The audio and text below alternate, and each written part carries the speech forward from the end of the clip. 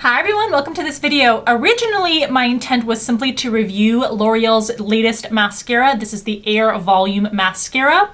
But then I also had this new eyeshadow palette, a relatively new eyeshadow palette, very kindly gifted to me by Pat McGrath. This is the Rose Decadence eyeshadow palette, as well as one of the new lip products from the Lip Fetish Divinal, I think that's how you pronounce it, Lip Shine Ultra Brilliant line of products, and the shade that I have is Belle Amour. So I thought I'd kind of combine two things in one, and funny enough, they all have like similar coloring to them. So in this video, I will do a thorough review of this mascara. I have been testing it out over the past several days, not just in this video. So I will insert footage of different scenarios in which I'm testing it and give you my overall thoughts after we do a full day of wear of this look today. But I also threw in a quick tutorial creating this eye look with the shades in the Rose Decadence eyeshadow palette, and this is the lip color that I'm wearing in this lip. You can follow Allure Beauty and subscribe to the channel. If you haven't checked out the two current giveaways that are running, there's another week or two left on those to be eligible and win a ton of makeup and skincare.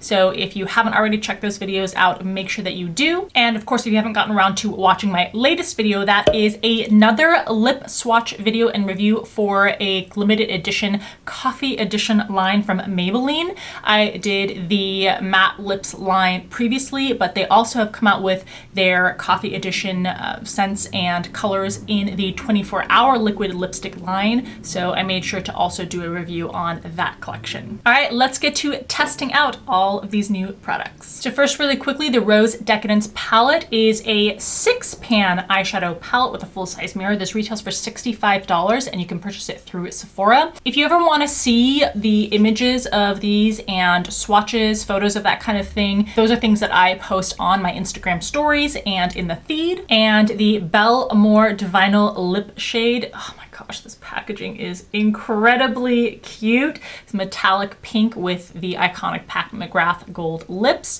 And this is what the shade looks like in the tube. So this is the shade Belle Amour, and these line of lip products retail for $36. All three of these products that I'm using in this video will be linked in the description box below, and as well as a link to Rakuten so that if you do purchase online, you can at least get cash back on your orders. Now, when it comes to the L'Oreal mascara, it also comes in this light metallic pink packaging, very similar to the Lash, oh my gosh, what's that called? Lash Paradise. It's one of my favorite mascaras, the Lash Paradise mascara. So similar in color. Obviously this tube is very different, but this product retails at your local drugstore, of course, and places like Walmart and Ulta. On Ulta, it seems to be the most expensive at almost $14 or around $14. The Amazon pricing and Walmart pricing are much better. They are around a little more than $10, but the price will vary just depending on which retailer you purchase this from. This is what the bristles on the brush look like, and the shade that I bought and will be testing is Blackest Brown or Black Brown.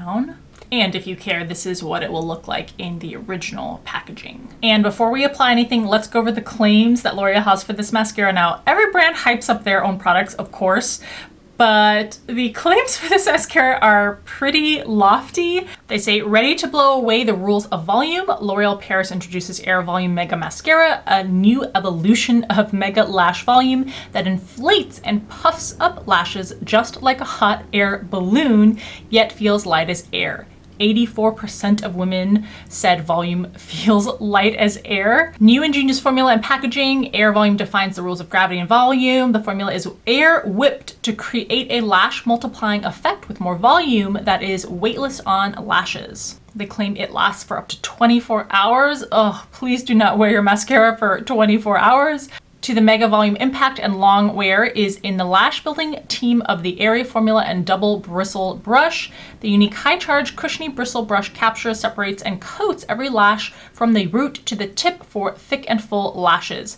The short bristles catch and load lashes deep at the roots, while the long bristles dispense the intensely back formula evenly for fully blown out lashes. Pink metallic balloon shaped packaging protects and seals in the Airy formula. Lashes are inflated and puffed up to dramatic levels of buildable volume upon each application. Hate raccoon eyes. Airy volume is smudge and flake resistant. Blow away the rules of volume and drop the weight with Air Volume Mega Mascara. So essentially they're saying it gives you mega volume without feeling heavy.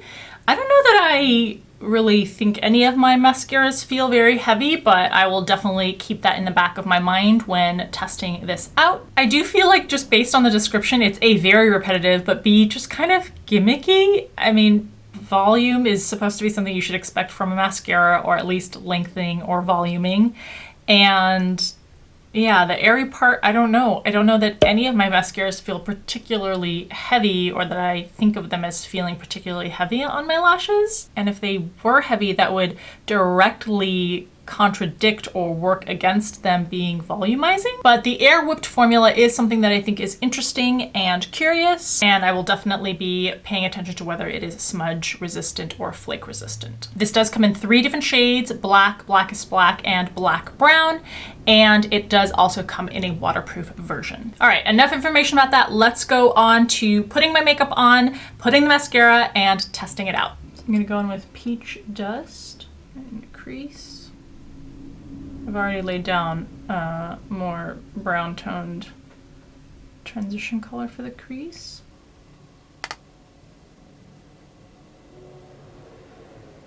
And then I'm gonna go in with Hedonistic Rose just in the outer V.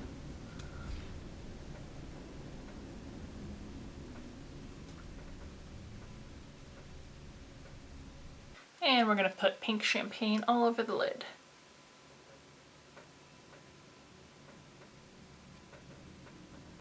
Excuse my squeaky chair if you can hear that. Okay, so there's the eyes done before mascara. All right, so now that the eyes are done, we're gonna curl the lashes. Apply it to one side. You can compare.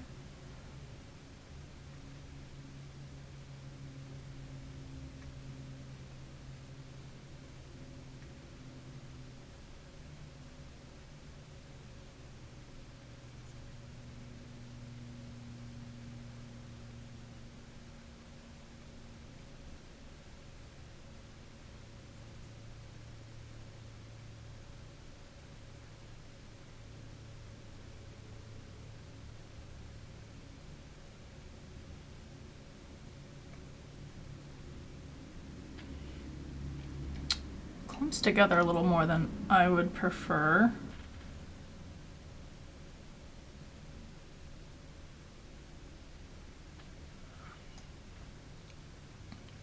I'm gonna go back in.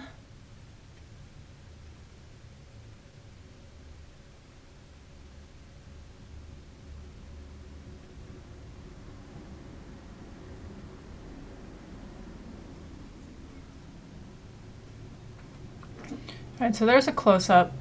It is clumpier. I wish it would fan out a little bit more. So you definitely have some chunks in there. But you can hopefully see the difference between the lashes on this side with a curl first versus nothing on this side. Okay, so those are the finished eyes with mascara applied to both sides. All right, now that the rest of the face is done, I'm going to put my lips on. Oh, I love this color. Goes on like a balm. It feels